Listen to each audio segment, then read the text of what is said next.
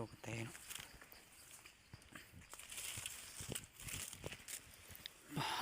ตัวใหญ่เนาะทุกคนเลยตัวกระแตบักใหญ่ทุกคนถึงแล้ว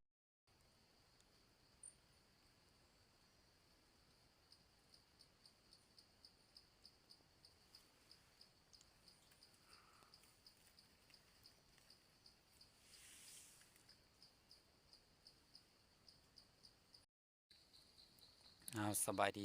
ดีฐานผู้ชมเนาะ FC ทุกฐานเนาะสบายดีเมื่อนี้ก็เข้าป่าเก่าเนาะทุกคนเข้าป่าหากินเนาะ เนื่องจากเฮิงแล้วบ่ได้เข้าป่าแต่ว่าเมื่อนี้ก็มีเวลาเข้าป่าเนาะทุกคนแล้วก็ถ่ายคลิปให้ทุกคนในเบิ่งเนาะ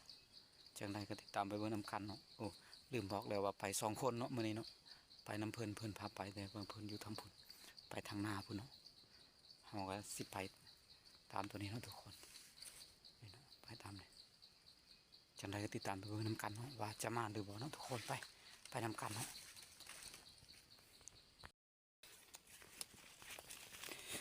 อันนั้นกับผู้นำทีมก็อยู่ทางนาเนาะเพิ่นไปก่อนเพราะว่าเคสนี้เฮาบ่ฮู้จักเฮาบ่ฮู้จักว่าจะไปทางใดเนาะแต่ว่าเพิ่นฮู้จักเนาะโอ้สุดยอดเลยป่าแถวนี้เนาะทุกคนอันนี้ก็เพิ่งได้มาครั้งทำอิฐเลยครั้งแรกเนาะทุกคนเคสนี้เพราะว่าบ่เคยมาเนาะแต่ว่ามานำเขาเจ้าเนาะโอ้อยู่พุ่นก็มีเสเนาะทุกคนเลยทีนี้แม่นตามฟังเสเนาะทุกคน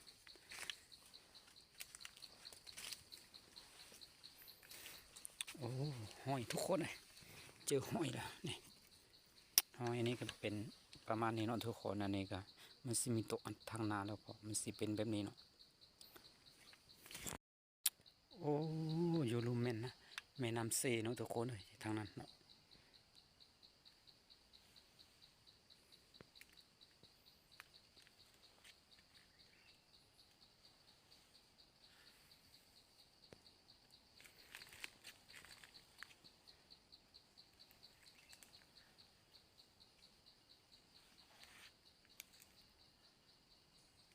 จังใดก็พักทุกคนเนาะกดไลค์กดแชร์กดติดตามเพื่อเป็นกำลังใจในเด้อทุกคนเลยเฮาก็สิบ่เว้าดังปานใดเนาะทุกคนเนาะมีแต่จะถ่ายแล้วก็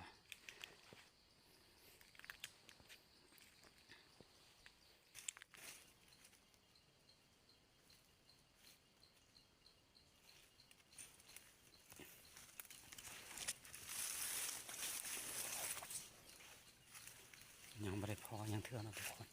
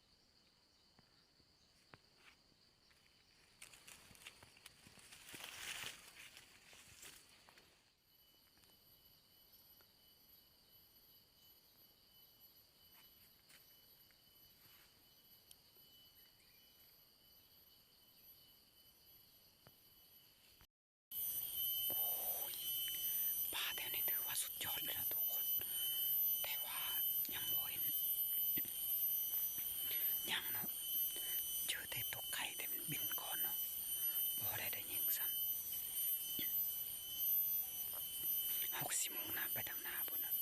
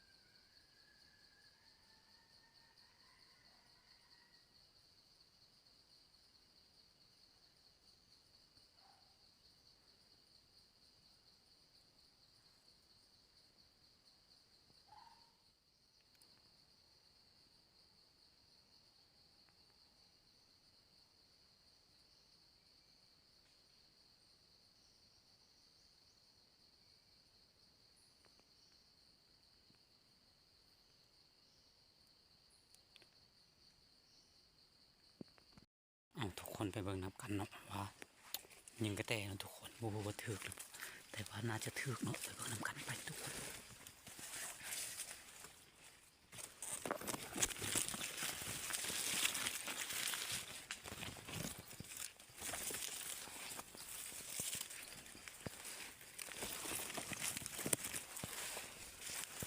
โอ้ถึกแล้วทุกคนถึกแล้วโตกระแตเนาะบ้าตัวใหญ่เนาะทุกคนเลยตัวกระแตบักใหญ่ทุกคนถึกแล้วเอาเนาะตอนนี้เราก็ได้ไปแล้วกระแตเนาะทุกคน1ตัวเนาะตัวกระแตก็ตัวบักใหญ่เนาะทุกคน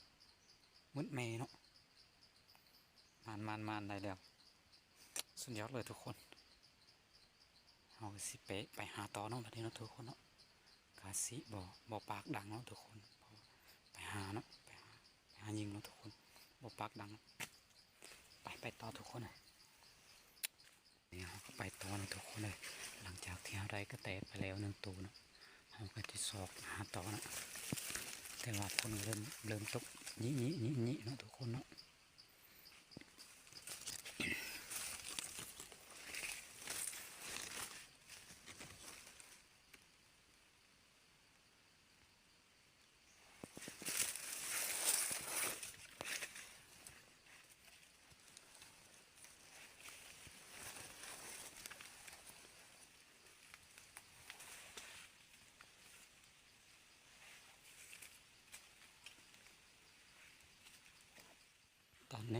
ตอนนี้เราก็ออกสายทางเนาะทุกคนมาหดทางเนี่ยแต่ว่าเราก็ยังเลาะไปเรื่อยๆเนาะทุกคนเนาะ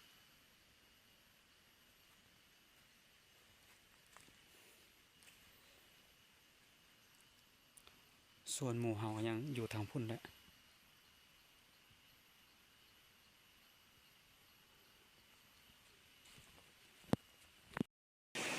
โอ้อยู่ลุมพุ่นแมนเซ่เนาะทุกคนอันนั้นแมนเซ่อยู่ลุมพุ่นโตคุ้นมันแม่น้ำเซ่เด้อ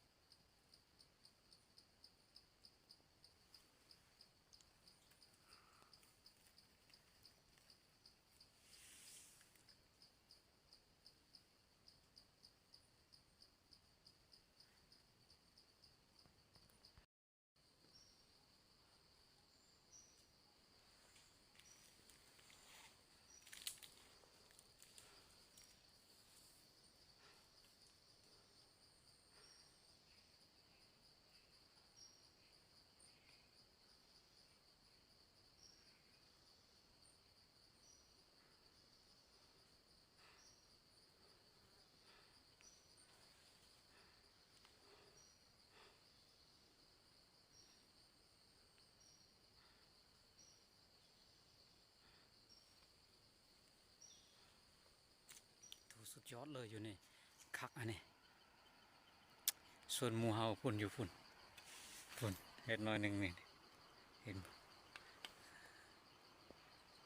จักใดจักบ่ผู้นั้นโอ้คักอยู่นี่ก็เซมีเซเนาะทุกคนเนาะ